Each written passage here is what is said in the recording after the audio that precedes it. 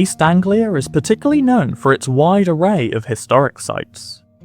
From Norman castles hidden within trees to the ruins of medieval churches dotted around the farmlands. With all this architecture left over from the Middle Ages, it's easy to forget that the history of East Anglia, and specifically Norfolk, dates back long before the Normans, the Saxons, and even indeed the Romans ever stepped foot on these shores. Today we are delving subterranean as we explore an incredibly rare underground historic site. First, we find ourselves in a field just north of Thetford. This unassuming area of pasture doesn't look like much, but it holds an ancient secret now buried underground. You may notice something rather odd about the surface of the ground. The alien lumps and bumps making it appear either like a moonscape or a bomb site created by the German air raids on Norfolk from the 1940s. But what you are actually looking at is a vast composite of Neolithic mines. Welcome to Grimes Graves, a 4,000-year-old mine network. The earliest dating for this site comes from around 2650 BC, which places us in the late Neolithic period. During this time, the area of Stonehenge was less than 500 years old, and the large sarsen stones which make the Henge site notable today had not even yet been placed in the ground. This makes this ancient mine older than Stonehenge. Likewise, West Kennet Longbarrow in Wiltshire was only around 1,000 years old around this time, and the outer earthworks and stone circle of Avebury are yet to have been built. By around 2450 BC, the network of mines at Grimes Graves had now grown to the size you see today, peppering the landscape with vertical shafts delving deep into the ground. Within a century of this expansion to the industrial mines, we have the first evidence of metalwork being brought over to Britain, in the form of 3 small copper knives and metalworking tools found at the graves of the Amesbury Archer. Discovered on the Salisbury Plain nearby Stonehenge, the Amesbury Archer goes down in history as one of the most prolific and important burials ever discovered in Britain. Analysing his body itself suggests that Britain saw migration from mainland Europe as far as the Alps from at least the 23rd century BC. The plethora of possessions buried in situ alongside his remains suggest a somewhat sophisticated lifestyle consisting of decorated drinking vessels, carefully crafted arrowheads, various jewellery, and, of course, the evidence of metallurgy. The Amesbury Archer discovery is pivotal in the story of Grimes Graves, as it confirmed, as far as we know, that the mines of Grimes Graves predate metal tools, meaning that all this was carved out without the aid of metal pickaxes or shovels. So, what did these ancient Neolithic people use? Antlers, specifically red deer antlers. By 2008, 28 pits were excavated at Grimes Graves and yielded an average of around 142 antler pickaxes for each pit, of which, rather interestingly for a left-handed person such as myself, around 14 of these pickaxes were found to be left-handed.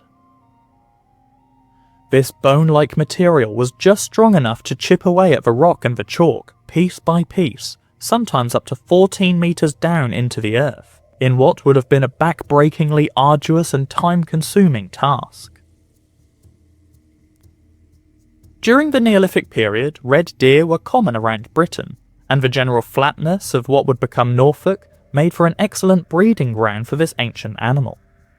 Due to this, they were often hunted by the indigenous population, and were a staple amongst the tribes. Every part of the carcass would be used, from the hides to the bones, and the antlers were likely highly prized as their shapes somewhat resemble a pickaxe as well. Regardless, mining through solid rock with any form of handheld tool would have still been an incredible feat of endurance and a very slow process.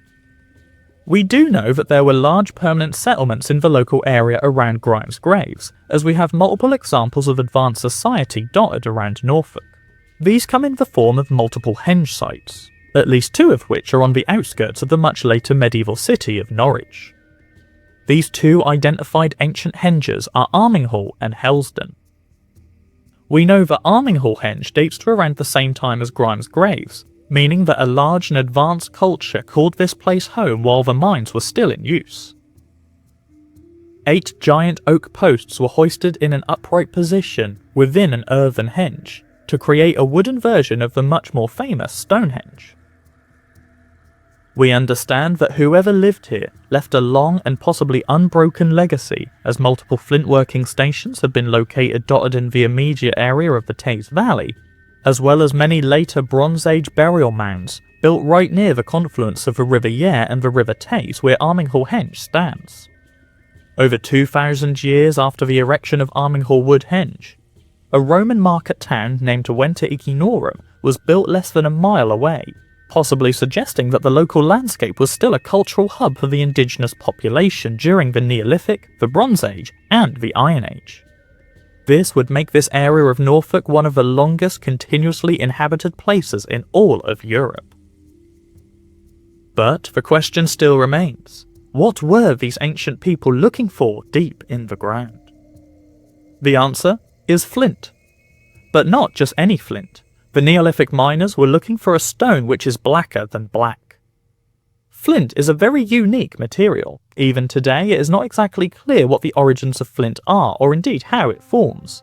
But it is currently believed that generations upon generations of ancient Dead Sea mollusks and crustaceans pile up inside cavities of older rock, and over time they compress and turn into a glass-like stone structure. These nodules become solid over time, and the deeper down in the ground they are found, the harder they become. The increased compression also appears to change the colour of the rock from brown, white or green in its lesser compressed form to dark grey and black in its harder state of being. The Neolithic people understood this, so they sought to dig deep into the earth, bypassing the lesser compressed lighter stone in search for the highly prized black flint, which could be used as a much more hardy and efficient tool. Flint had a wide array of uses for the Neolithic people, from rudimentary scrapers to scrape the fat and sinew off hides and fur pelts, to finely tuned barbed arrowheads for hunting and warfare. Flint axe heads were also found in great hoards all over Britain, and indeed further afield, dating from all different periods, with some stone hand axes appearing to date back over 1 million years. Over all this time, the Neolithic people learned to fine-tune their flint working skills, and so only the best quality of stone was now in demand. It is easy to think that Grimes Grave served as a local mine, catering for the needs of the local population, but this would be wrong. Grimes Graves was an industry, and not only that, but an international industry. There have been hand axes and various other tools found all over Europe, even as far as Germany, where the black flint has been tested and confirmed to have come from Grimes Graves here in Norfolk. Whether directly or indirectly, these ancient people were producing high-quality black flint and shipping it all over the known world. And not piece by piece either. In the 300 years that Grimes Graves was believed to have been an active industrial site, it is estimated that in each pit, over 2,000 tons of chalk and earth would have had to been removed before the miners could reach the black flint floor stone that they were looking for. In the 433 recorded mine shafts here at Grimes Graves, up to a total 18,000 tons of flint was believed to have been excavated from the network. This is estimated to be enough flint for 10,000 high-quality axes. These staggering numbers are only taking into consideration the mine shafts that archaeologists have recorded, and it is believed that many more are left undiscovered due to the forest that now lays on top of the alien landscape. During the early Neolithic period, East Anglia would have been almost entirely covered by forests. These forests were the surviving flora of the much bigger woodlands which expanded right over the now underwater Doggerland and into France and Holland. One way we know this is that there are the same pine forests still surviving in these European areas that are also found on the coasts of Norfolk. By the time of permanent settlement in East Anglia, the Neolithic people needed to cut down huge swathes of woodland to make room for the new invention of sustaining life, agriculture. It is thanks to these ancient people that Norfolk has the far stretches of farmlands and fenlands that we see in the region today. Cutting down these millions of trees would have surely required many axes. The unique properties of flint allows it to be cut into shape through a process called flint knapping, where the flint is struck by a harder rock and shards peel off. Fine-tuning this process allows for razor-sharp edges to be crafted. These make for perfect felling axes, but would not last particularly long as the axes often shattered from impact. So it is understood that the landscape of Norfolk changed from dense forest to open farmlands in around the same time as Grimes Graves was in use. And so the development of this industrial site truly did shape the future of the local area for thousands of years to come. The name Grimes Graves is thought to have come from the Saxon Grimsgraben, which means the diggings of Grim.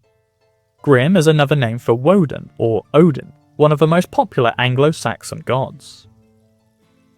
It is thought that the Saxons believed these ancient mine shafts were graves built as a final resting place for gods. But of course, stories like these should be taken with a rather large pinch of salt, as these tales often have questionable origins. By 2100 BC, it is understood that the mine shafts were abandoned, likely due to the development of metallurgy making copper tools more affordable and widely available, destroying the economy for less efficient flint tools. Despite this, around 600 years later, it appears that further mining was indeed carried out here at Grimes Graves, but on a much smaller scale. Perhaps some uses of flint were still prominent in daily life during its time. This small-scale mining industry only lasted for around a further 100 years, as in 1450 BC, the area was abandoned again and the mines were closed for good. Curiously, in around 300 BC, one of the mines were redug and 2 burials and several Iron Age offerings were placed inside. Despite the mines being closed for thousands of years, various Roman and Saxon finds provide evidence for continuous settlement in this area, and a rabbit warren constructed in the medieval period confirms that people found new uses for this bizarre landscape for generations to come.